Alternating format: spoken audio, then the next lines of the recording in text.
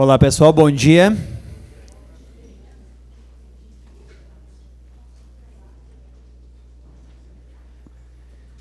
Então hoje nesse momento de ceia, nós vamos continuar o que nós começamos na semana passada.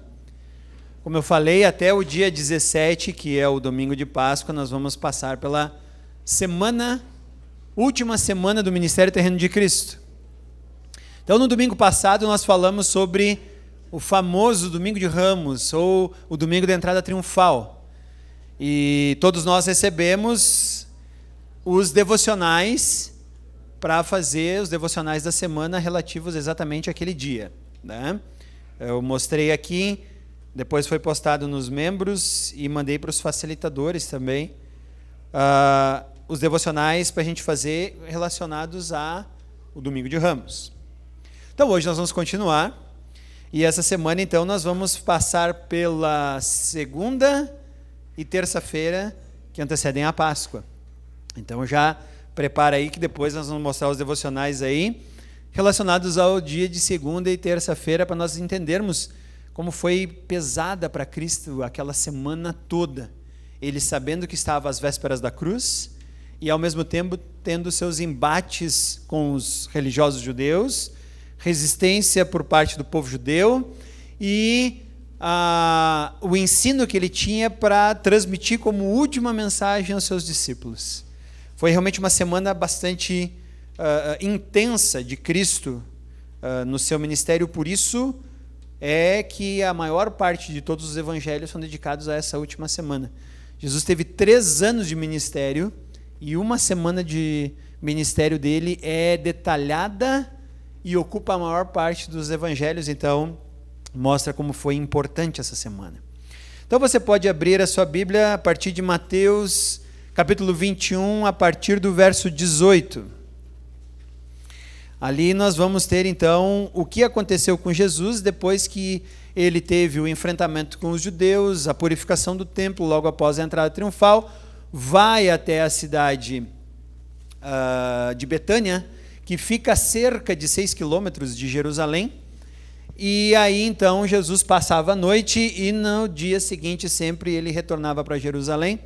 Vou passar rapidamente, do versículo 18 ao 22 vocês vão ter a figueira, por isso que tem essa imagem aqui.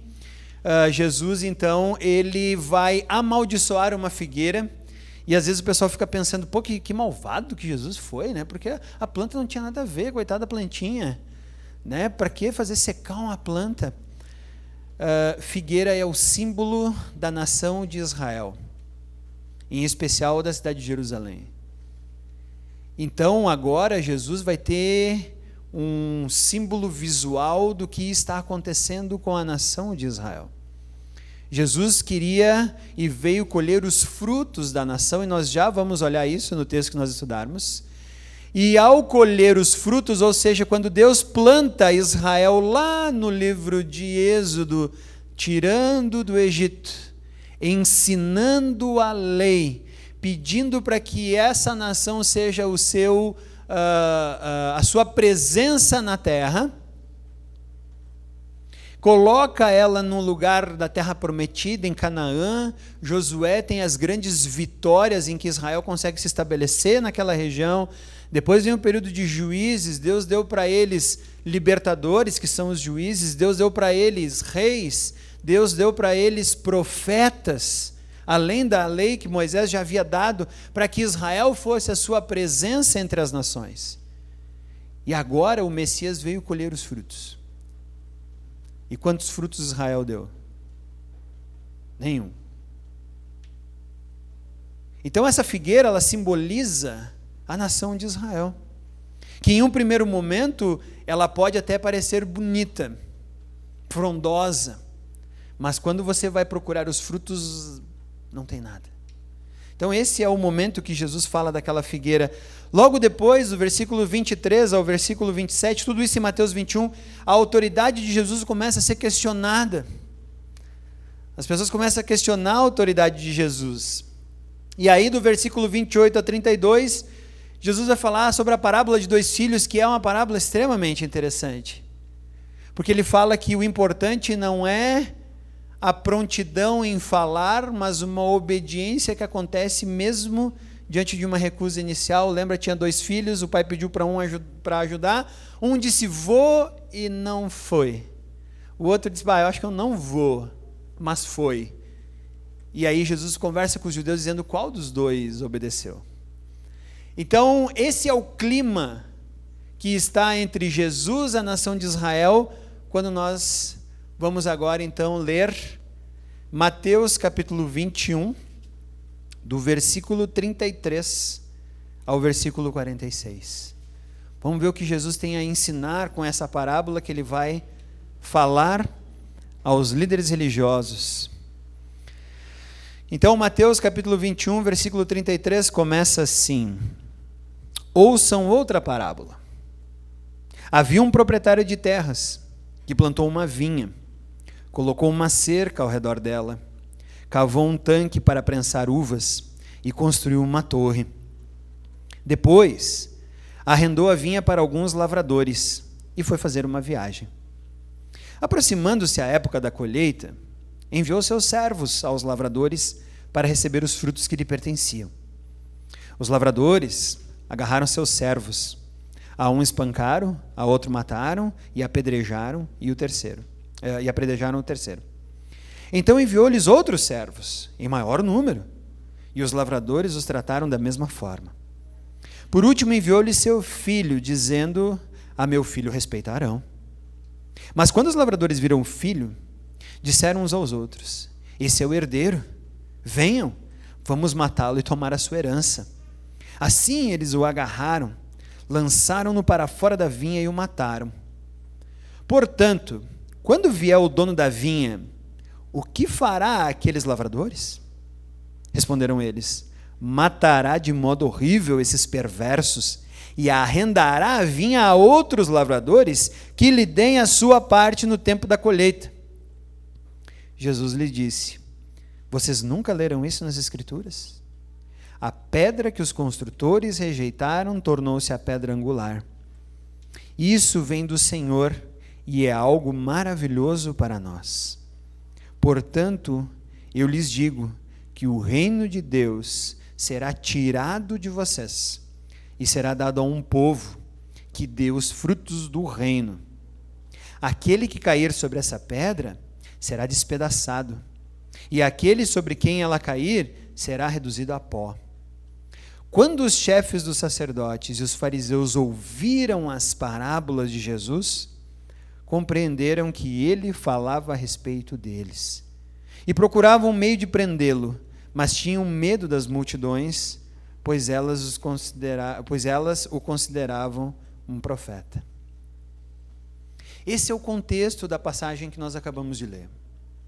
Jesus tinha passado o domingo de Ramos, a entrada triunfal, e os líderes religiosos haviam resistido à sua entrada como o rei e o Messias, aquele que fora prometido.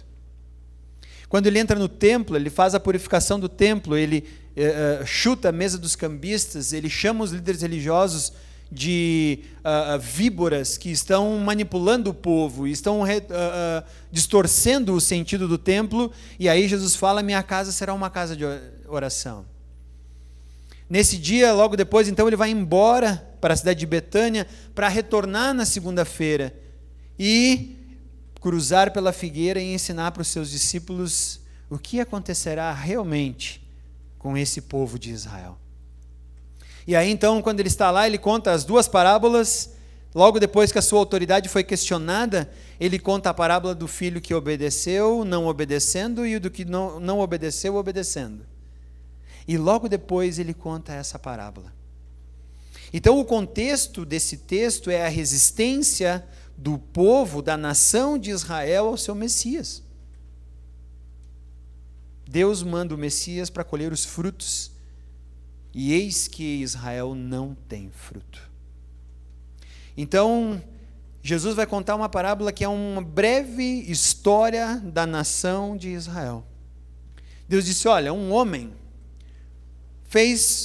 plantou uma vinha, cercou o terreno, protegeu, colocou um lugar para as prensagens das uvas, fez uma torre para guardar a sua produção e tudo mais. Até que ele arrenda isso para outras pessoas cuidarem desta vinha. E ele foi fazer uma viagem para depois mandar alguém buscar os seus recursos e devolver para ele. Essa é uma pequena história de todo o Antigo Testamento. Deus chamou Israel à existência. Um povinho que era nada, escravo no Egito, poderia ter desaparecido como qualquer outro povo que foi escravizado, dominado, e nós não temos mais nenhum resquício hoje, a não ser alguma ou outra material, objeto que ficou na história. Mas Deus trouxe essa nação com mão poderosa, preservou ela, deu para ela a lei, entregou um líder forte chamado Moisés, que cuidava e era a sua voz diante do povo. Depois disso, vem Arão como sumo sacerdote, aquele que cuidaria e representaria a ação de Deus com o homem e o homem com Deus. O sacerdote recebia a penitência do homem, entregava diante de Deus, recebia a resposta e dizia para os homens: Deus aceitou. Trouxe Arão e os sacerdotes. Quando a nação se desviava, esse Deus mandava profetas para lembrar o povo, dizer: pessoal, só um minutinho, a gente está fazendo a coisa errada, precisamos voltar e fazer a coisa certa. Deus está nos alertando e nos chamando para fazermos isso ou fazermos aquilo. Todos esses profetas foram perseguidos e a maior parte deles foi morta pela nação de Israel. A nação de Israel matou todo o aviso que Deus mandou para eles, dizendo: cuidado, voltem aos seus caminhos, não façam isso, Deus está pedindo para vocês mudarem a sua conduta. A uns mataram com espada, a outros partiram ao meio, a outros mandaram prender e deixaram morrer na prisão. Era assim que Israel tratava seus profetas, e tudo isso era sinal do cuidado de Deus. Deus estabelece um rei para essa nação, quando essa nação pede um rei, dizendo: dá-nos um rei para nos governar conforme as outras nações.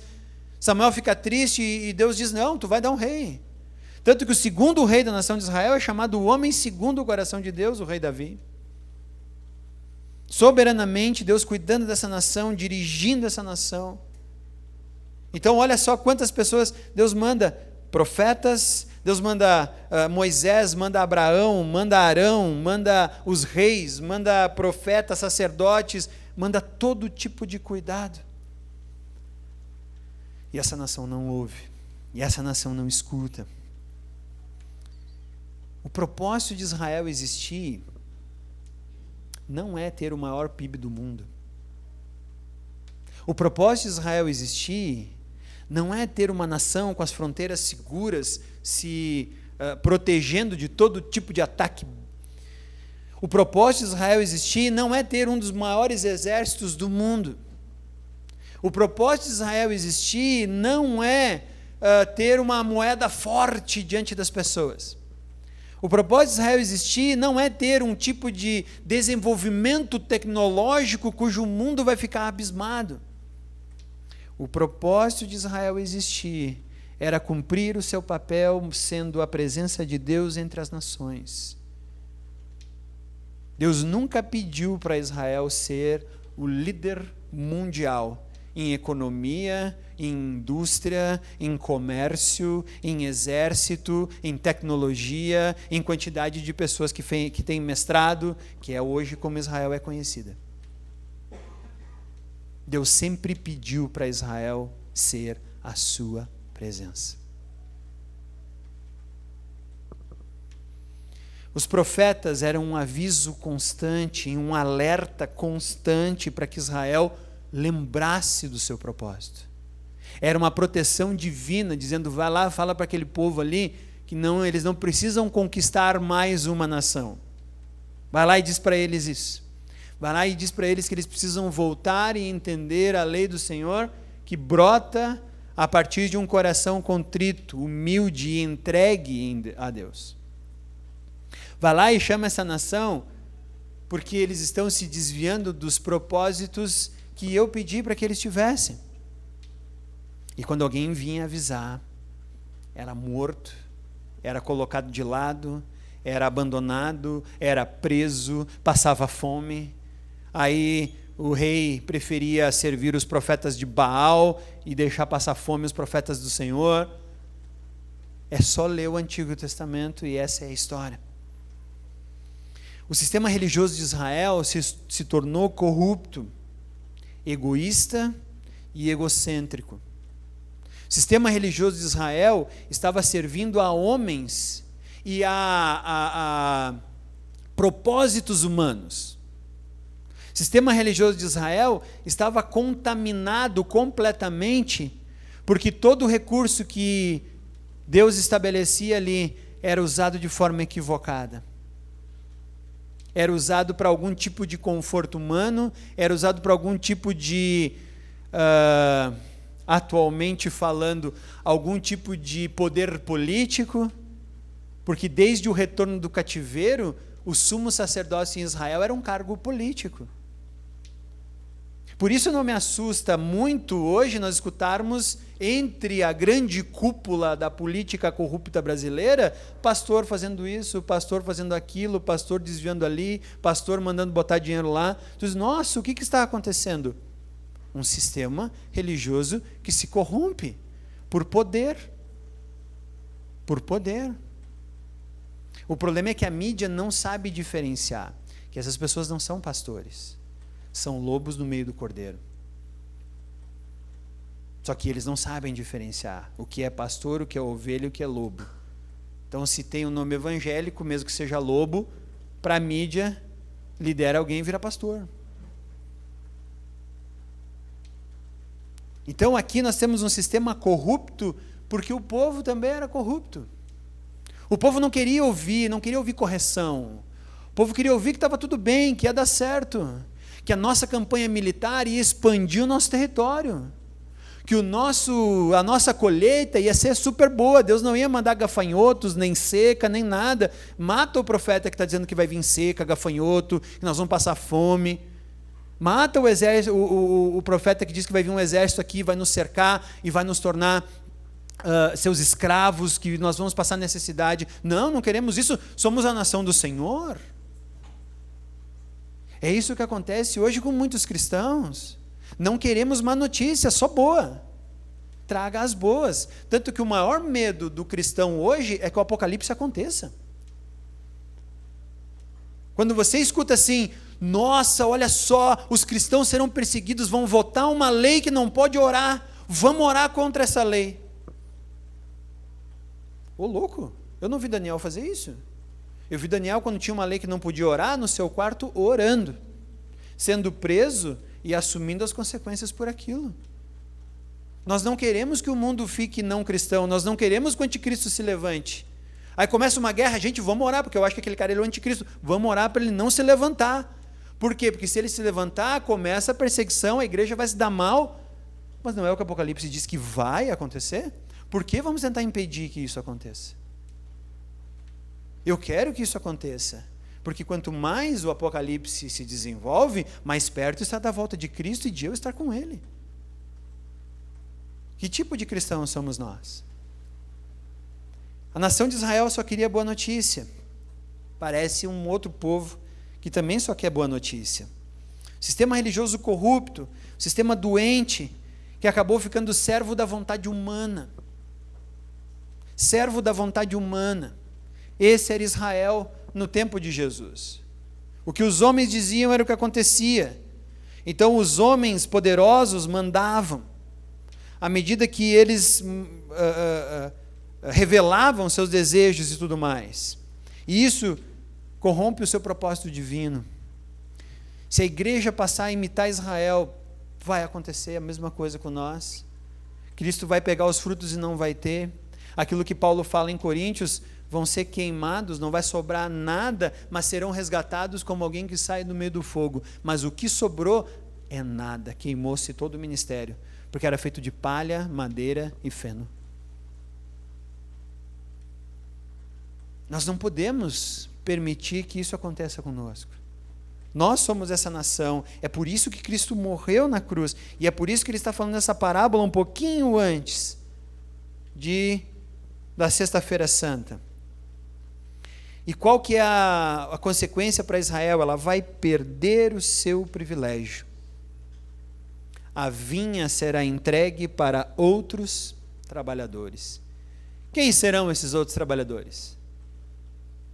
A igreja. A igreja, agora Israel não vai mais ter a relevância, porque agora é Cristo e a igreja que darão a relevância ao seu povo. Israel perde o privilégio de ser a vinha do Senhor, para agora a igreja começar a tomar o seu lugar. Ainda não, mas ele vai morrer no final da semana que estamos acompanhando ali.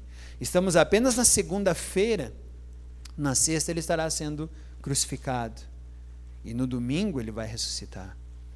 E 50 dias depois ele estará subindo aos céus dizendo: ide e sejam minhas testemunhas em Jerusalém, Judeia, Samaria, até os confins da terra. Quando o Espírito Santo descer sobre vocês, vocês receberão poder. Esse é o novo povo que agora herda a vinha do Senhor. Israel agora perdeu o seu privilégio, perdeu o seu lugar. Surge então a missão da igreja, antes mesmo de surgir a igreja. E eu acho interessante que surge a missão antes da igreja surgir. Por quê? Porque se nós igrejas tentarmos viver alheios à missão que recebemos, perderemos o nosso propósito como Israel perdeu. Se nós igreja não tomarmos sobre nós a responsabilidade de sermos Cristo presente aqui na terra, nós perdemos o nosso propósito. Não importa a beleza do nosso prédio, não importa a eloquência dos nossos pregadores, não importa a fortuna dos nossos membros. Se nós perdermos o nosso objetivo, nós deixamos de ter propósito. E Jesus disse que essa sim vai dar fruto no tempo certo. Então agora o nosso papel aqui, lembrar como Israel, não é ter um território grande, não é ter uma fortuna enorme, não é ter uma beleza e conforto. O nosso papel aqui está em sermos Cristo na cidade de Caxias do Sul, ou aonde quer que estejamos.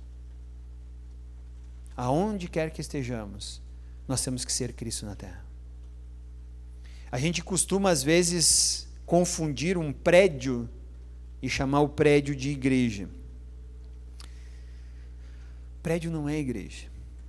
Paulo disse que Deus não mora em lugares feitos por mãos humanas. Então qualquer pessoa que vier de qualquer país do mundo, passar por Caxias do Sul, não vai ter um lugar para dizer: olha, é a casa de Deus. Não vai ter. Se alguém chegar aqui em Caxias do Sul hoje e dizer assim: puxa, eu queria ir na casa de Deus, onde é que eu vou para ir na casa de Deus? Quero lá bater na porta, entrar e tomar um café com ele. Você vai dizer: olha, não tem. A não ser que a tua visão de cristianismo seja tão confusa, que você vai achar: não, ali tem um prédio, ali, ó, aquele prédio ali é a casa de Deus. Gente, Deus não mora em prédio. Como é que essa pessoa vai fazer para conhecer Cristo? Como é que essa pessoa vai saber para quem é Deus? Chama ela para a tua casa. Você é Cristo na terra. Nós somos as testemunhas. Nós recebemos poder quando o Espírito Santo desceu sobre nós. Então, se alguém aqui em Caxias chega e pergunta assim: como é que eu faço para conhecer Cristo? Vem para minha casa, vem tomar um café. Vem sentar, vamos conversar. Por que você está procurando Deus? Posso te ajudar? Será um prazer. O problema às vezes é que a nossa agenda não permite.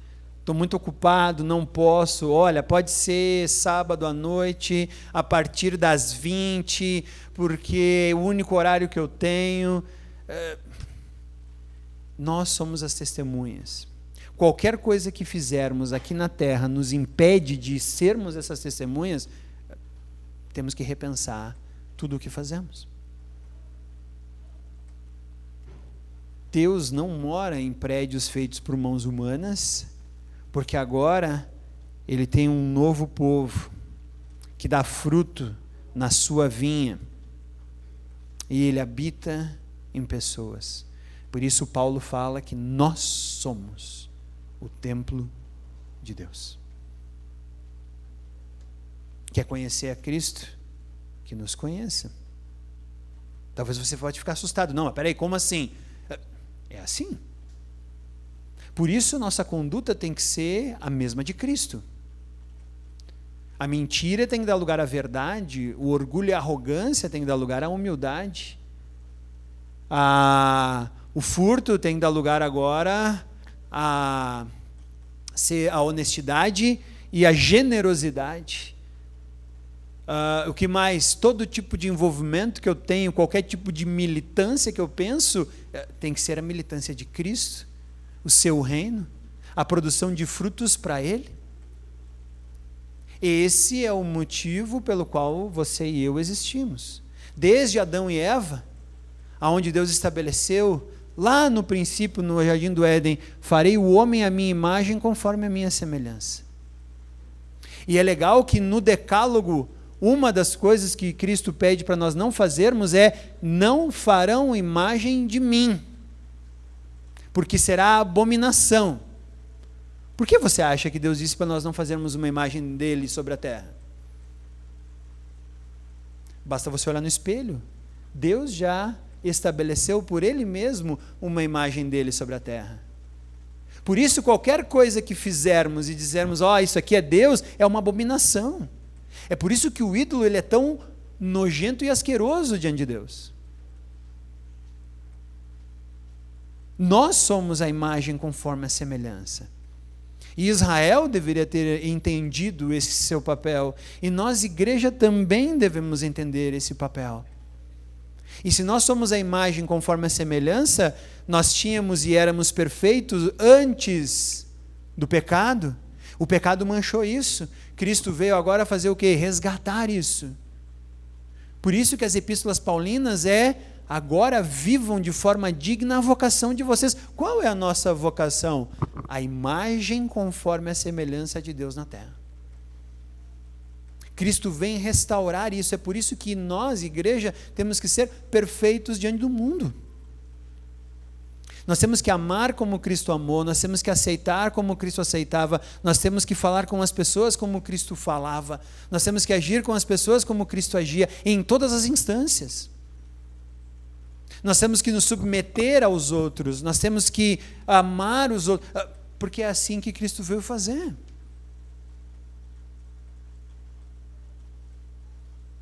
Esses são os frutos que nós temos para dar. Quando Jesus vier aqui, Ele não vai querer saber, nossa, mas que templo bonito vocês têm, hein? Parabéns.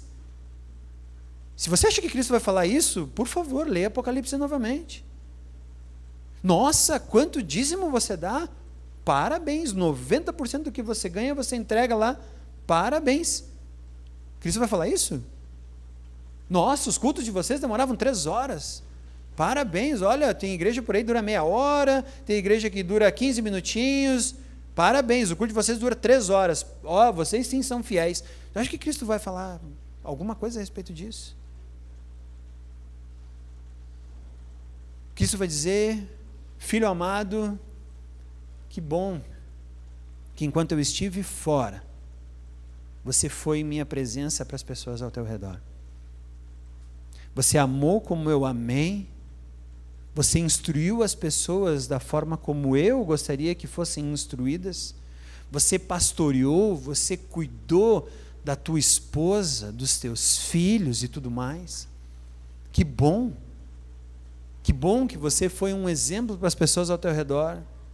Que legal que você se envolveu em pessoas que tinham pecado exposto e você levou a minha luz lá para que aquela pessoa pudesse ter cura, para que aquela família pudesse ser restaurada, para que tudo pudesse ser novo por meio da minha presença. Que bom, filho, que as tuas orações foram feitas em secreto e não lá em público, horas e horas com uma eloquência muito grande, como algumas pessoas gostam de orar, mas foi feita em silêncio, com o coração contrido, o joelho dobrado e lágrimas nos olhos. Parabéns, filho amado. Esses são os frutos que ele virá buscar. É isso. Uma figueira secou porque perdeu o seu propósito na terra. Nós, igreja, agora tomamos o lugar e precisamos agora dar os frutos que o reino quer que a gente dê. Portanto, eu lhes digo que o reino de Deus será tirado de vocês e dado a um povo que dê os frutos do reino. Esse é o nosso papel como igreja, darmos os frutos do reino. Foi para isso que Cristo morreu. Cristo morreu para que agora o povo de Israel, que perdeu o seu propósito, está resistindo à sua chegada, está pensando como é que vai matá-lo, como é que vai prendê-lo, como é que vai eliminá-lo da face da terra, assim como havia feito com os profetas anteriormente enviados por Deus. Essa nação continua agora pensando nisso, e Jesus diz: vai vir um outro povo. E é por isso que Cristo agora, nós estamos na segunda-feira de Páscoa, ele está com o olho já na sexta-feira. Um outro povo, ao qual eu entregarei minha vida. E é por isso que estamos aqui hoje, nesse domingo de manhã, para lembrarmos que esses elementos significam o corpo e o sangue de Cristo. Para lembrarmos que a nossa ida ao céu não está por meio de obra humana alguma, mas por meio de um Cristo que se entregou na cruz e derramou o seu sangue, para que nós tivéssemos acesso ao Pai.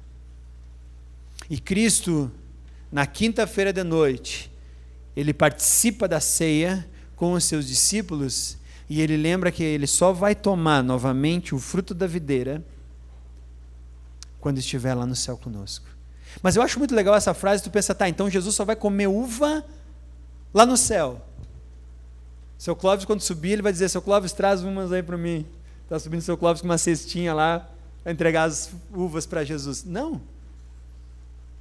Porque Jesus chama agora a igreja de sua vinha aqui, e também vai chamar a igreja de sua vinha em João capítulo 15.